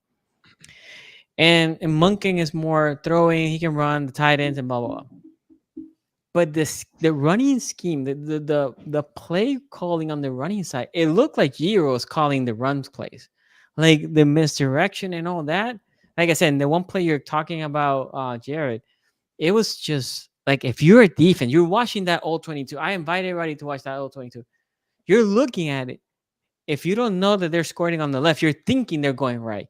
There's Zay Flowers, which we do give him the jet sweep to the left, especially to the left sides where he takes the jet sweep. Usually, you have a right guard and a right tackle, so you're naked on that right side for a moment. And then Lamar sees everybody going that way. And again, I think it's a RPO, meaning it's a run. It's either you keep or take. And Lamar just pulls it, and then likely is popping on the other side as the sole blocker with the receiver. But there are only two people there to block. And they do a great job. By the way, I know we're going to criticize the tight end in the passing game because they didn't do much. Man, by the way, but how sick were you when Mark Andrews dropped a wide open pass in his hands at the beginning of the game? I thought about you in that moment. Yeah, I wasn't happy. But he did a great job and on the game plan, both likely also drop a easy one, right? I think it was like a 12, 15 yarder completion. They lay big ass beat moving, man. But those guys who are blocking like I haven't seen them, the tight ends. I'm talking to the tight ends. And Ricardo always does his thing on the blocking side. Right now, the problem, if you are a team playing the Ravens, if you have the Ravens and you're not a good run defense guys or a run defending player or a team, you have a problem. Because then on the other side, Lamar is throwing very efficient. There's very few balls that he's missing, right? He's not throwing by a ton, but it's by design, right? Like he is attempting 20 throws, I think, per game, roughly. But it's by design because if I can run the ball this much, punish you, your defense now gets tired. I have the time of possession. I keep my defense fresh. And then your defense can ball out on the other side because, again, they're fresh. That's what you want to do. It worked against Dallas. It worked against the Bills. Now, to be honest, I know people were not giving the Ravens a shot against in this game, most people. But when I watched the Bills just beat up Miami as a good team when they're healthy. They weren't healthy against the Bills. They beat them up. They beat up Jacksonville Jaguars. They don't look like a good team right now. They beat them up. The only competitive game that they had was against the Cardinals week 1 when Bills are mostly healthy. So for me, I'm looking at this game, and Ravens fans, I'm not trying to be pessimistic. I'm trying to be more realist. I'm like, was this team, meaning the Bills, overhyped coming to this game? No. You don't think so? Well, No. you're a Josh Allen fan, so Well, Let me like raise the Ravens up a little bit, because if the Bills only beat Jacksonville by like a field goal, then people will be bitching and moaning, oh, the Bills aren't actually that good. They only beat the Jaguars by a field. No, they beat the piss out of them, and they're a far better Yeah. team, and you're supposed And to the beat Dolphins. the piss out of good teams and Yeah. the Dolphins. So no, like the Bills are gonna be one of those teams. look, I'm not saying the Ravens are bad. I'm just saying no, expectation, right? Like we back-to-back weeks, so we beat two teams that people think they're good, Bills and Cowboys, right? Yeah. You have another, in my opinion, good team in the Bengals. We'll see. It's a divisional game. We should throw even more stats out the window because divisional games are always different. My thing with the Ravens right now, their running attack is just spectacular. It's a thing of beauty. And if I'm playing the Ravens, how do I stop that? Because Bills were putting it in the box, but the misdirection was so big that they were just confusing themselves. And then if you bring that many people, their passing attack right now is efficient. I think it could be better. It's just not better because they don't need it to be, right? Like I think the run game is really good. I think the passing game is where there's a lot of question marks. But I expected the Ravens' run game to be good. I mean, they were already a good running team, and then you injected Derrick Henry into it. And this is what, 2 games? He had 150 the last game, 200 this game. I mean, I kind of expected the Ravens with Derrick Henry to be this. Did I expect them to just beat the crap out of the Bills? No, I don't. I didn't think that they couldn't win the game, but I didn't expect it to be in that fashion. I think right now the only thing is they're figuring out the pass game because Zay has kind of struggled in the last couple of games, right? Like you expect Zay to be that guy, you expect Mark Andrews to be that guy. They don't really have consistency there, but they haven't really needed it.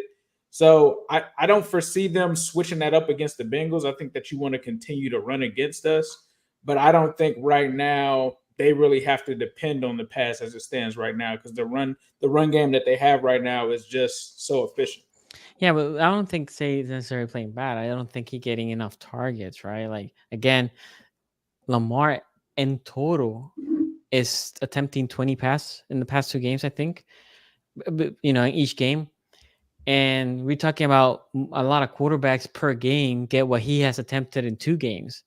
But it's because the run game is so efficient. It's not because the pass game is just not there, right?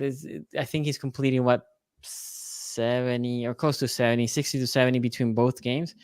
But I mean, I just don't think that's what you expected from Zay. Like the Raiders game, 7 receptions, 91 in a touchdown. Yes, you expected that. Chiefs game, I still think he still got 6 receptions, 37 yards. Cowboys game, 3 for 20. This game, 1 for 10. So I just think if that's your number one receiver in a year where Mark Andrews isn't the guy, I just think that you would expect that Zay would have more production than that from a passing game standpoint. Yeah, I hear you. I guess I'm not as concerned because if it was that Lamar was attempting more and Zay was I don't think you're concerned. I don't think you're concerned because to me the Ravens offense is built off of the run game. So to me, I wouldn't be concerned. Now, if your offense was built off of the pass and you're struggling to pass, for sure. that's the issue. But agree. the way that the Ravens are constructed, I expected them to be an elite run attack, especially with adding Derrick Henry. Yeah. I don't know who hasn't spoke about the game. I would just say that this was a good win for the Ravens. I think especially with the slow start to the season, getting another win against a quality opponent, I think is good. I think the Cowboys game was a quality opponent, so for them to get that one and this one, especially with Josh Allen, people were calling him the MVP going into this game.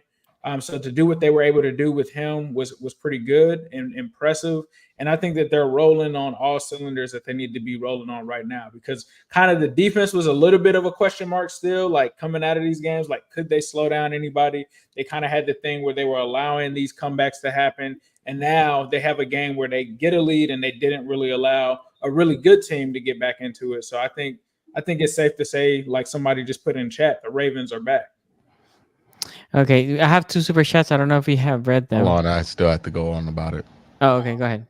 Yeah, well, I watched this game, and I watch a lot of games this year. I'm thinking to myself, well, that pendulum for linebacker size is about to switch back over to 6'5", 250, right? Like, I think we're going to see bigger stand-up linebackers because teams are really able to take advantage of these smaller linebackers that are out there. The Ravens just had their guards like pulling all game in the second level with this one. Like Derrick Henry wasn't even getting touched on a wide zone sweep at some point in this game. They were just able to get so far ahead upfield and get all the push that they want. Obviously, also, you would think that that's an issue with like the interior. You're not getting any defensive tackles that are maintaining their grounds, throwing off those guys so that they're a little bit late to their assignment so their linebackers can win. But yeah, it's kind of what I take from it. Look, the Ravens can still run that ball, and Derrick Henry can run the ball just as well as anybody can. And I am encouraged if you're the Ravens, like they are having success without having to do that weird thing that they did at the beginning of the season where they're like, we're going to put Lamar under center just so you know we're going to run the ball with Derrick Henry, right? They were doing that early, which had me concerned about the direction of where this would go. But now, I mean, they're doing this stuff out of gun, out of pistol with him where they're comfortable playing. And it's going to be interesting to see how teams adjust to this, right? Because do you go heavier with your linebackers? Do you try to get some bigger players out there? Do you run more base? Against the Ravens, knowing that Lamar is still Lamar Jackson and he can still do the things that Lamar Jackson can do. That's going to be the question. Now, the Ravens wide receivers don't really stop you from being in base, right? Like it's like Zay Flowers, and you'll live with Rashad Bateman if he gets on a linebacker. Like you're not really gonna freak out because of that, right? And they don't really force you to be out of that in the passing game standpoint. So I wonder what the counter is for teams and how they choose to counter it throughout the year. Like the Ravens also, we've watched the Ravens for so long. We know what the Lamar Jackson Ravens can do sometimes. They are a team that once they get like a 14-point lead, they have the potential to just roll that fucking game out of control, right? We have seen the Raven Lanch or whatever you want to call it, the Bird Lanch happen. And this was one of those games where it's like, oh, just things just kept going right for Baltimore. And it just that rock kept rolling downhill for them. So, I think Baltimore's good. I was never really too convinced that Baltimore was completely cooked, and like that offensive line looks to get better and better every week.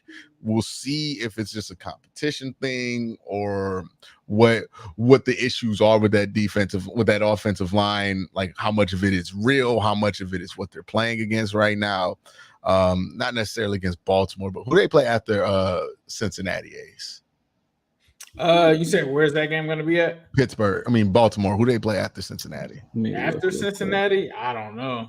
I'm pulling it up right now. So they play the Commanders after Cincinnati, and then they go to Tampa. Commanders. It'd be interesting. It'd be like, okay, you get a good edge this week, and then you get some interior guys, right? And Tampa, I'm not too familiar with what their defensive line looks like, so we'll see what Baltimore has. But yeah, it's very encouraging. 200 yards for Derrick Henry, and him looking like he's in 2019 again. Like, damn, that damn M&T Bank retirement home.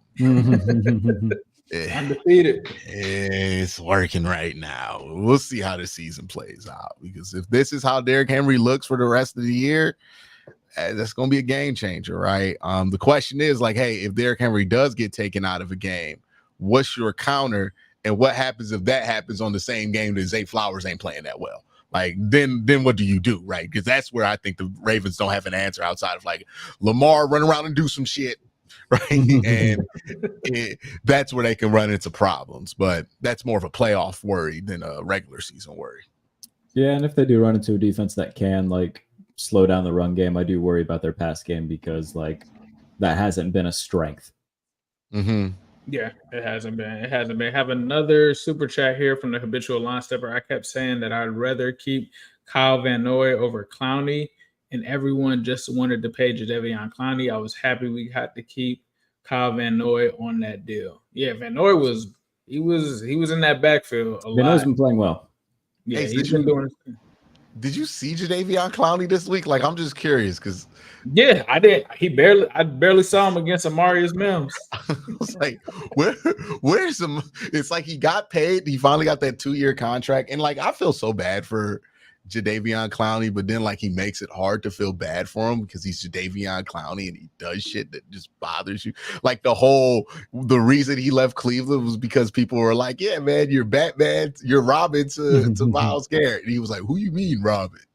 Like, Yeah, Has a player made more money off one play in college than Jadeveon Clowney? No. Off one play in college than Jadeveon Clowney.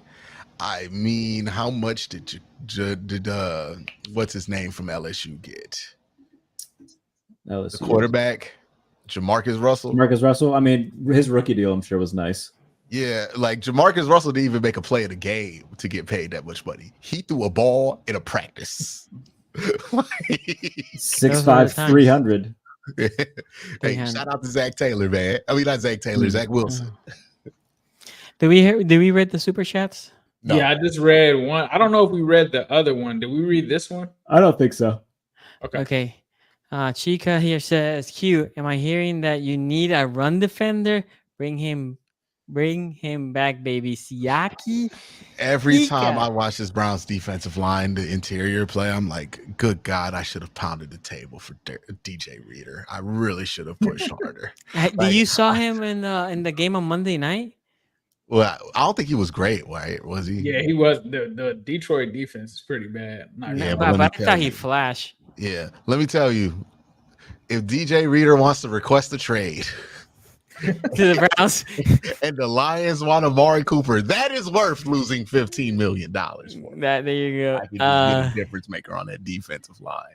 Habitual here says, I kept saying I'd rather keep Calvin. Yeah, I read it. We just did this one. Oh, okay, sorry. Yeah, we're good. I will say this, Calvin Noy. I know you guys always make fun of the Ravens because we get that 30-plus-year-old guy that just plays good in the Ravens. There you go, Calvin Noy. He found the youth. Last year he was good, and I was skeptical this year, but I think he has like 5.5 sacks, forced fumble in 4 games. I'll take it, man. I'll definitely take it.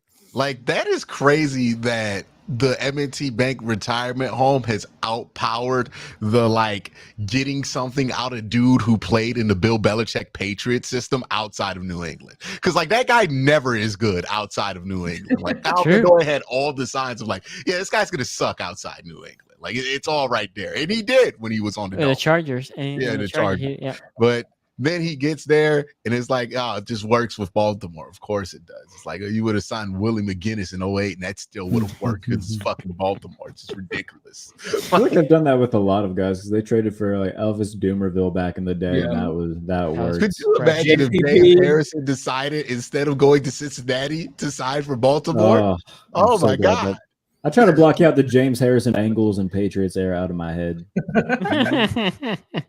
Bengals one's just like weird. I think it was only for a year, wasn't it? That was on Hard Knocks. He didn't even fit the scheme. It was kind of crazy. They just got tired of playing against him. It was like when the 76ers signed Al Horford. There was no reason. Like they just didn't want him to guard Joel anymore. Okay, I think everybody got their takes right. Yeah. My apologies that I was in and out. I had some people installing some stuff. I do apologize to the viewers, to you guys. We're coming back Friday. There's a big AFC showdown this Friday, or not this Friday, but we're gonna be talking about it on Friday. Keep their shirts on. Yes. I'm gonna have it on properly. Go ahead and get the chain out, Sonny. Go ahead and get the chain the out. chain hasn't come out. Look, the chain is somewhere. I don't even know what happened with the chain after the move. And you know what? It's better that way. Come back on Friday. Should be a great show. Make sure you hit the like, subscribe if you haven't subscribed. Put the comments. Tell us what do you think about each team in the comment section. I know the guys do too. Read the comments. So thank you guys for listening, and we will see you next time. Peace out.